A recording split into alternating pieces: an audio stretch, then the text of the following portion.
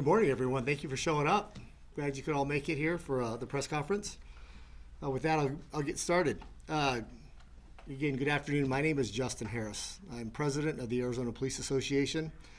And joining us today is Maricopa County Attorney Rachel Mitchell, along with the Police President Daryl Kriplin, and some of his board members with the Phoenix Law Enforcement Association. Get this out of the way. Okay, a few weeks ago, the Department of Justice released its findings into the Phoenix Police Department. We have combed through the report and are appalled by the Department of Justice's complete lack of sourcing of information regarding the events they chose to highlight in their reports.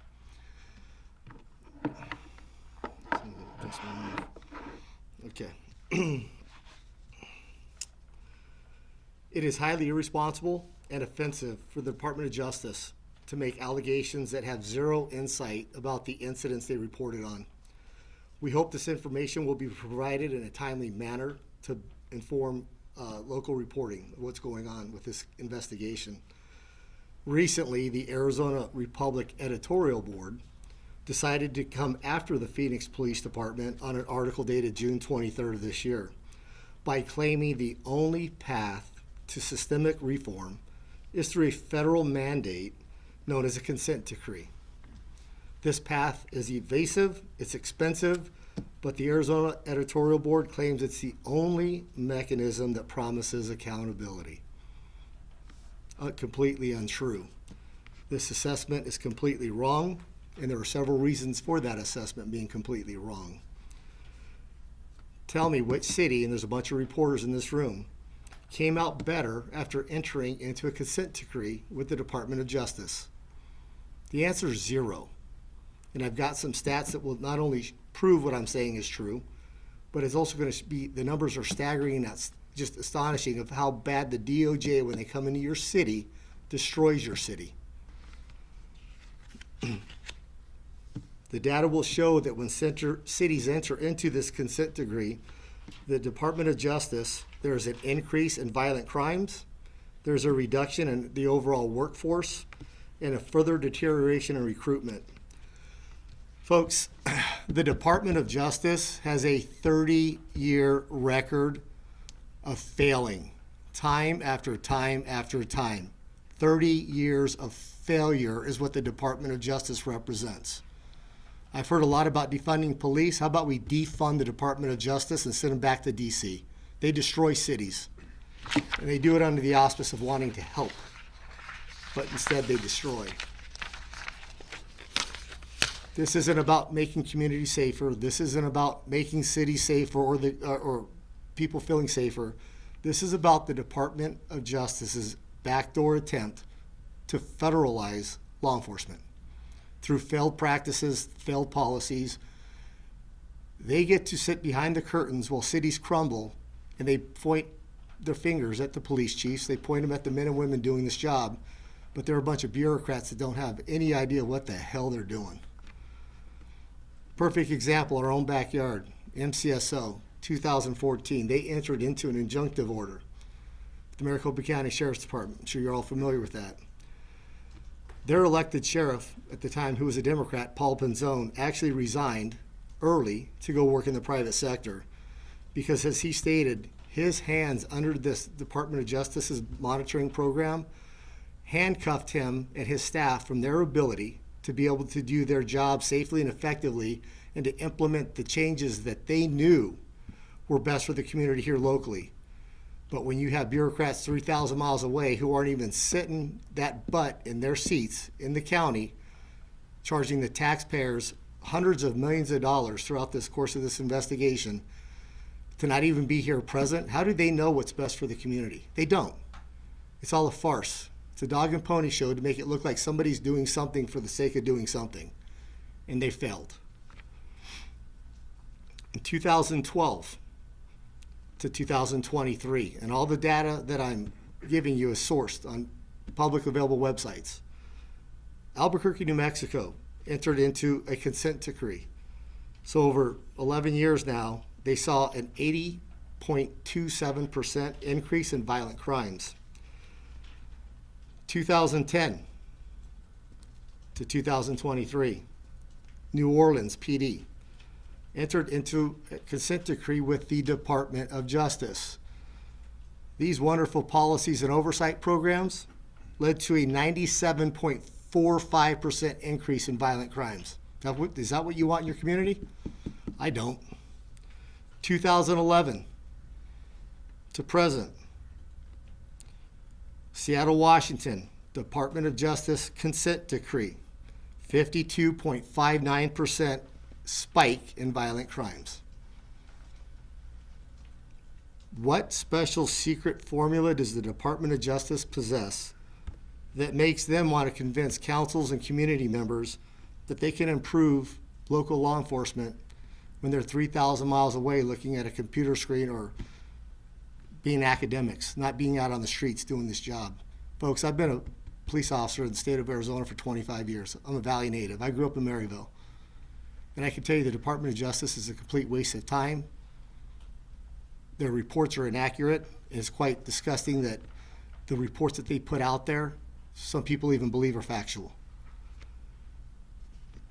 So what standards or policies does the Department of Justice think that they can improve that the Phoenix Mayor, the Phoenix City Council, the Phoenix Police Chief, plea, and local community groups can't work out together on their own? We talk about community policing all the time. We solve problems locally, not with federal oversight. Not with federal oversight that costs hundreds of millions of dollars of taxpayer money. Phoenix PD fields millions of calls for service every year. Yet we only hear about the 10 to 12 of the most worst cases that are out there, but we never hear about the suspect conduct. We only hear about what the officers did.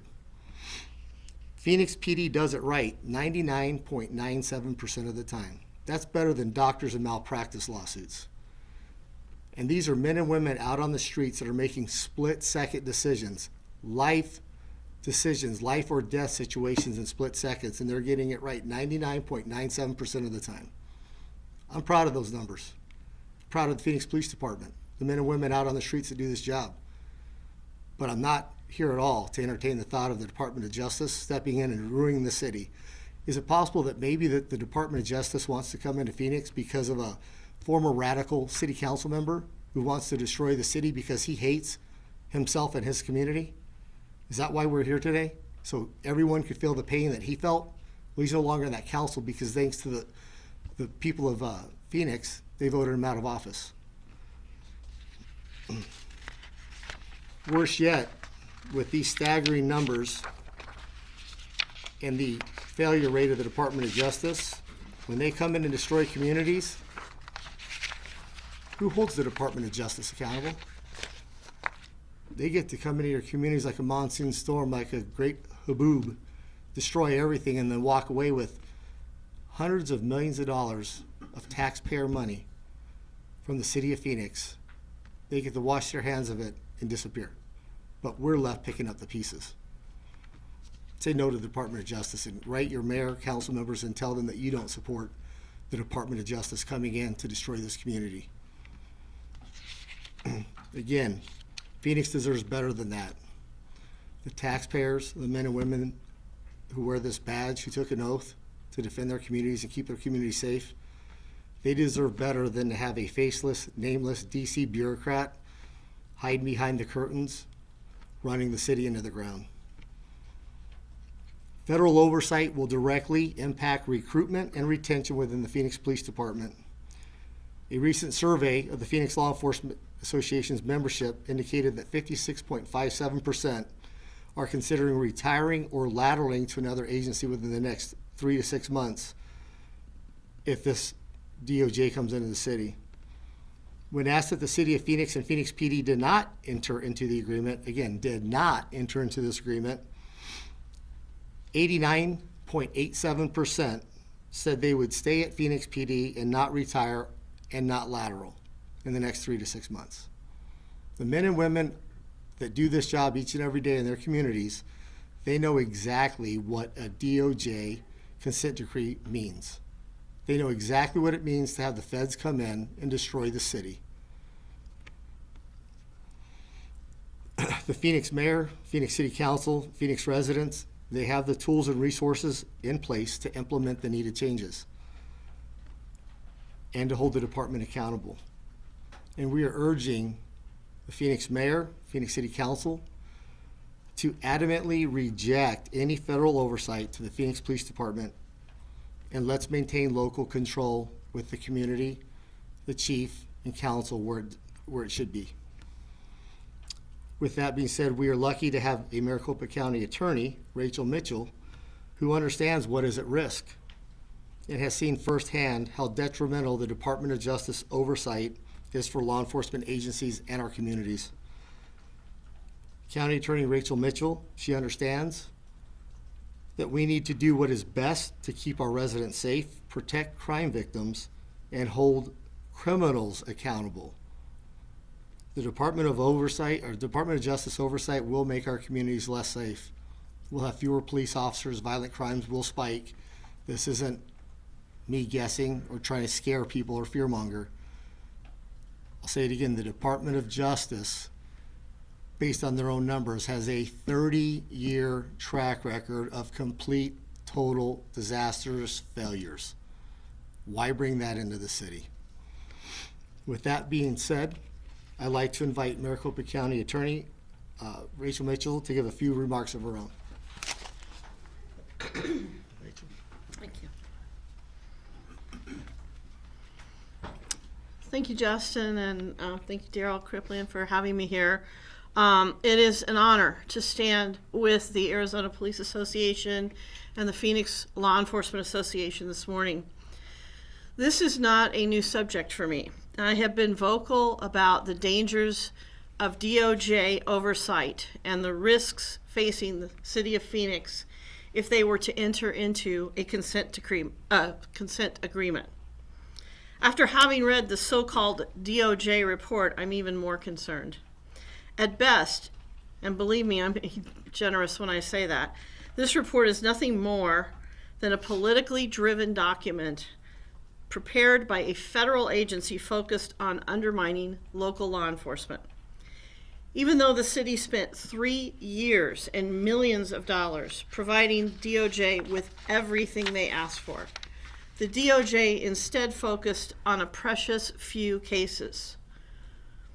They used a tiny, tiny sample to find exactly what they wanted to find.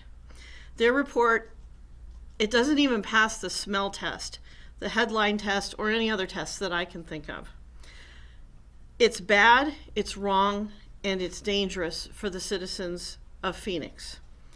Incidentally, as they prepared their misguided report, they also paused a moment to take a swipe at the Maricopa County Attorney's Office. It had to do with the cases surrounding the downtown protests that happened here in 2020.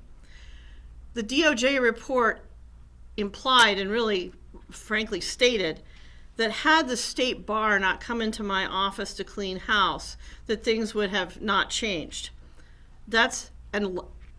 I was going to say that's nonsense. That's a lie. Lawyers in my office spotted the problem and they raised it to the highest levels of leadership at the time. I know this for a fact because I was one of those lawyers.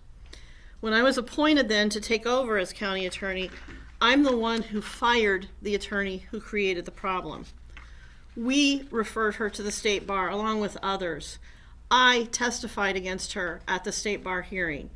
Other attorneys in my office testified against her at the state bar hearing.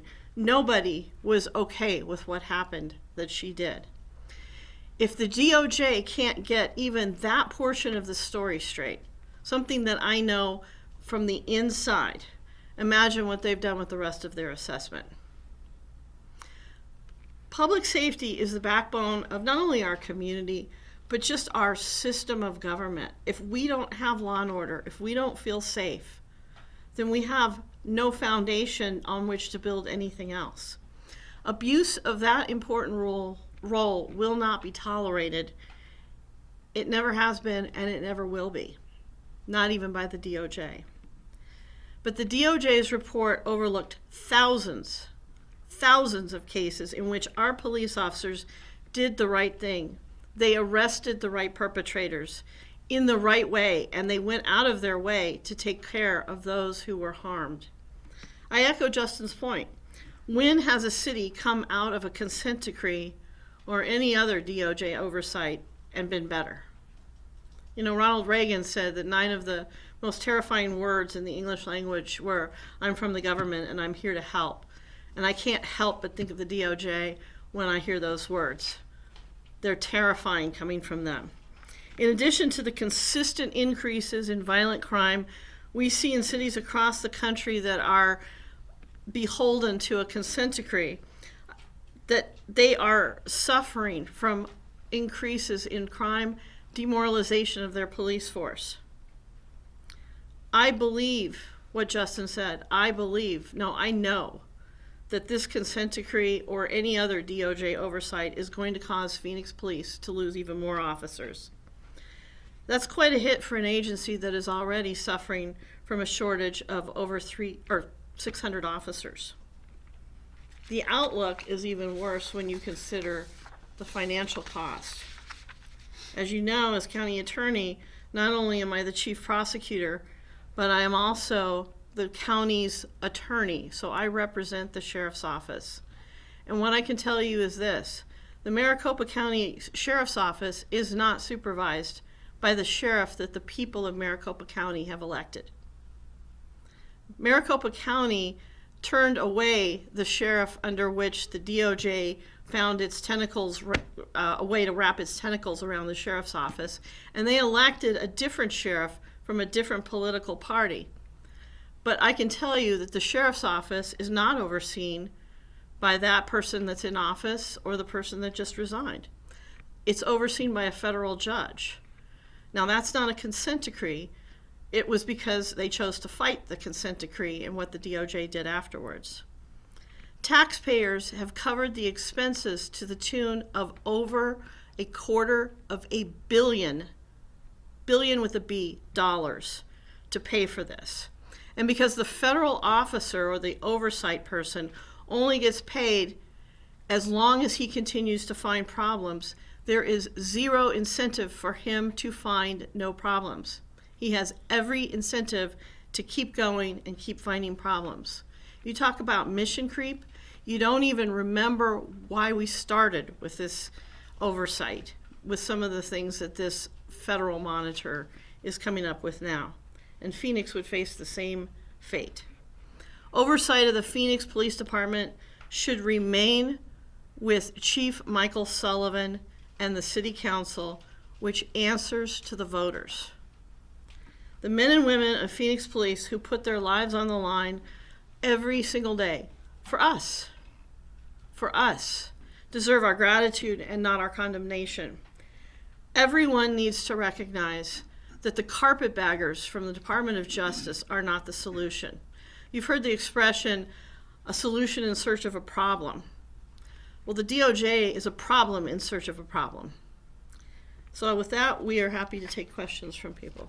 Mr. Harris, you mentioned that Yes, you ma'am. described the report as irresponsible and lacking sourcing. Can you explain what you mean by that? Yeah, they didn't cite any of the specific details of what they listed in their report. So they took this entire investigation into one incident, let's say, and they highlighted it with bookends, and they left everything out in the middle to let the viewers kind of read into what they were trying to say. So I know over the course of the next several weeks, there should be some information that's coming out publicly that breaks down each of those investigations. I didn't want to get into specifics because there's too much to remember. But when the Department of Justice is coming in and they are intentionally changing the context of all the stuff that's in the middle to come to the beginning and the end so the viewers can reach their own conclusions, that's reckless, it's irresponsible, and it's not police work. Are you calling on the city and city officials to fight this in court? Because that's really... I'm calling them to fight this wherever they need to fight it, to kick the DOJ back to Washington. I don't care where they fight it. The mayor and council need to understand that what the Phoenix Police Department is doing with the 5th largest city in the country, being understaffed, overworked, these men and women are kicking butt. And to have this kind of ridicule, these kind of misstatements, these deliberate half-truths being told is absolutely reckless, and it just goes to show that the city of Phoenix local control, the community with local control with the police chief and the mayor and council can hold the department more accountable than somebody 3,000 miles away. It's like anything else. Do you want your older brother telling you how to raise your kids at home and then saying, oh, by the way, I'm going to charge you for my advice, although I haven't seen my nieces and nephews in 30 years? I mean, that's what we're doing. There's hundreds of millions of dollars being spent right now with Maricopa County, paying the DOJ for an investigation or an inquiry that's never going to end. But you got to ask yourselves, this isn't necessarily just about the police department. This money is being paid out of general fund from Maricopa County. If the city of Phoenix were to enter into this program, this agreement with the feds, and these hundreds of millions of dollars are spent, ask yourselves this: could that go for hiring more officers? Can that go to building homeless shelters? Can that go to more health care for low-income folks? Can this money be better spent? Because it all comes out of the same pot. There's not a separate pot of money for DOJ expenditures, and they'll never leave. As County Attorney Rachel Mitchell said, they came into MCSO for a specific purpose. And now nobody even knows what that purpose is anymore, because this person who gets paid because they're here doing this is going to fire themselves if they say, hey, you guys are good to go, wash their hands and go somewhere else. All right, next. Tommy, is there any concern, the sheriff's office here had fought it and lost, and so there are some that point to the money that was spent doing that. How do you justify that? Because that was money well spent. Just because you lose doesn't mean it wasn't worth the squeeze. If you don't stand up to the Department of Justice and they come in and just steamroll your city, a little bit of money up front fighting them to keep them out is well worth the long in return if they win. And even if they lose, cities need to start standing up to the DOJ, and hopefully we'll get a political climate that changes and is one that is less intrusive. Because this federalizing of local law enforcement, folks, is scary. And this is the bigger picture for the DOJ. A lot of these folks under the Department of Justice aren't police officers. They've never been in law enforcement. They're academics that study things in college and believe that these theories are good. And they have no idea what in the hell they're doing. Heidi. What's your response to activist groups who say that they have suffered discrimination and had their rights violated by Phoenix police, and they've been coming to the council for years with similar things that were in the DOJ report, who also don't want a consent decree, not in favor of one? The community groups are not? I'm sorry. Put air in action. And a handful of other groups had a press conference a couple weeks ago saying that they've been coming to the city council for years with similar complaints that were found in the DOJ report, and they want the police department to be held accountable, but they're also not in favor of a consent decree. So what's your response to that, and what does accountability look like? Well, the accountability here is, one, again, community groups getting together. It's not just going to the DOJ. They're not the end-all, means-all. They don't know what the hell they're doing. But if there are community members that feel like they've been stereotyped or treated unfairly, the City of Phoenix has a professional standards bureau. They investigate cops. And I can tell you, regardless of what people think, the climate change in law enforcement, cops don't support bad cops.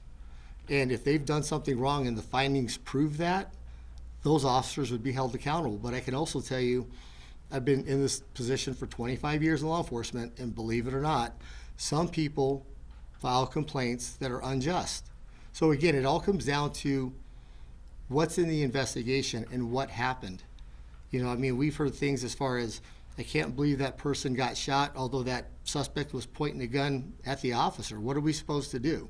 So what I'm saying is, it's hard to generalize everything from the 30,000-foot view. Every person's complaint should be taken seriously and on its own merit, because every case is going to be unique, whether what that complaint is. I can tell you that, again, I grew up in West Phoenix. I have a lot of friends that are different races and cultures. And I can tell you that I've seen maybe not some of the most honest statements being made at times, because that doesn't serve the narrative of that inflammatory comment to get people support. But I truly believe that the Phoenix Police Department, their Professional Standards Bureau, along with their staff and the Phoenix Law Enforcement Association, if an officer in the city of Phoenix does something wrong, from what I've seen, they're going to be held accountable as long as there's merit to that complaint. But just going on TV and claiming all these things happened without any proof, but just to say it is inflammatory, but it serves the purpose of some groups. All right, next up, Greg. Can you provide some clarity on the source for the data where you said that those cities you listed all had some 80% rise increase in crime?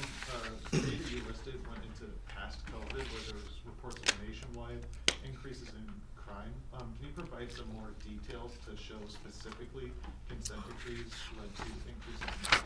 It's all right here. There's not any one source. They're all public sources, but what you're talking about is this is an aggregate over the last 11, 12 years, depending on when they went in, entered into these agreements.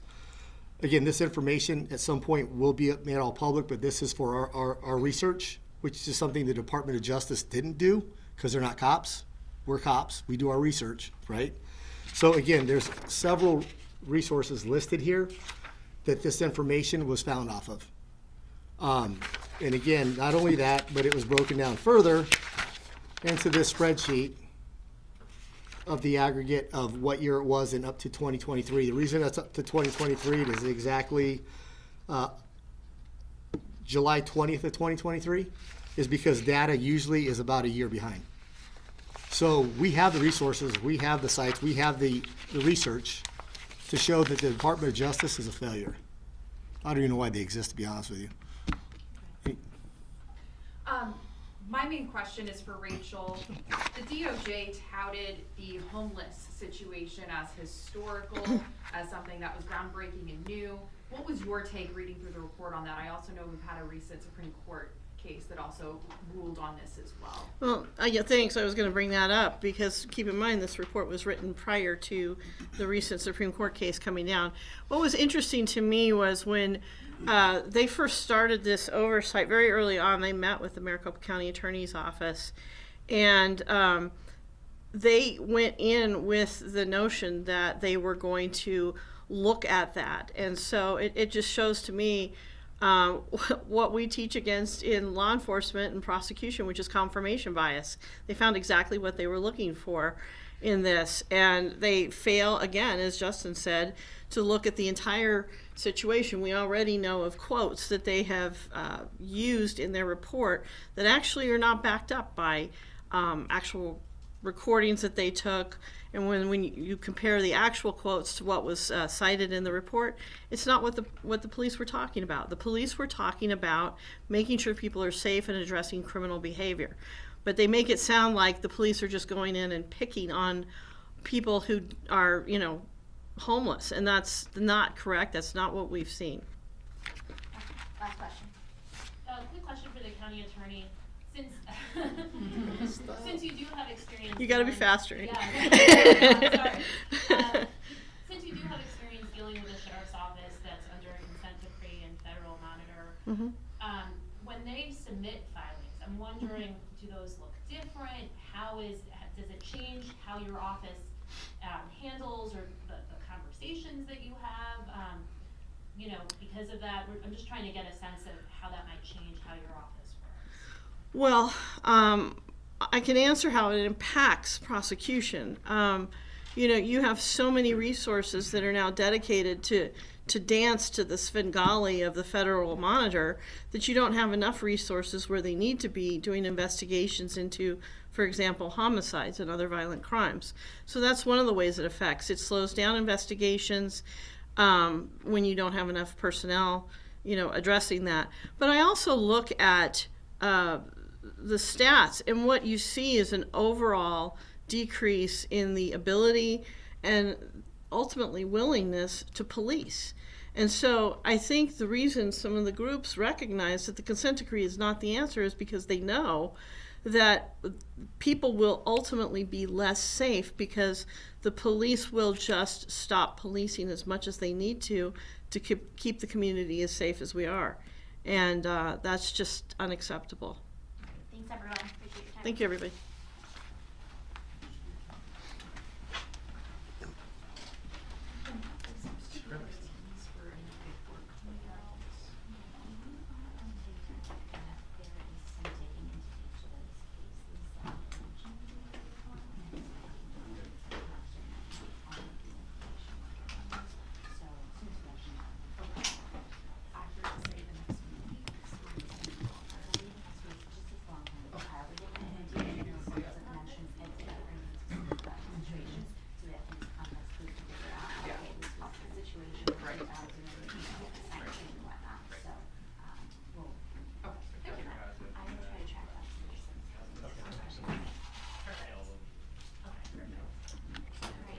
Do you guys need anything else? The report isn't gonna come today. No, it's not.